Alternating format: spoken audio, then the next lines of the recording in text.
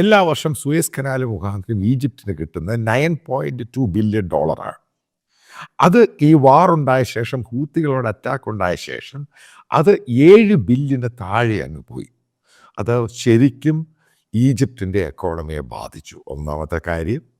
അതേപോലെ തന്നെ സാധനങ്ങളുടെ വില ഗ്ലോബലായിട്ട് കൂടി.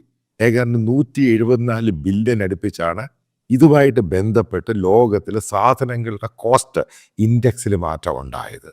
അതായത് നമ്മൾ മേടിക്കുന്ന സാധനം, നിങ്ങൾ മേടിക്കുന്ന സാധനത്തിനെല്ലാം വില കൂടാനുണ്ടായ കാരണം ഈ ഹൂത്തികൾ ഇവിടെ ബ്ലോക്കേഡ് ഉണ്ടാക്കുന്നു. അതേപോലെ തന്നെ ട്രാൻസ്പോർട്ടേഷൻ എന്ന് പറയുന്നത് ഗുഡ് ഹോപ്പ് മുനമ്പ് ചുറ്റി വരുമ്പോൾ ഇതിന് ഭയങ്കര ഫ്യൂവലിൻ്റെ എക്സ്പെൻസ് കൂടുതലാണ്.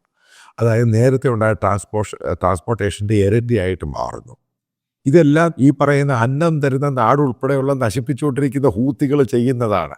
അതാണ് ഈ പറയുന്ന സുഡാപ്പികൾക്ക് ബോധമില്ലെന്ന്. അവരവിടെ ജോലി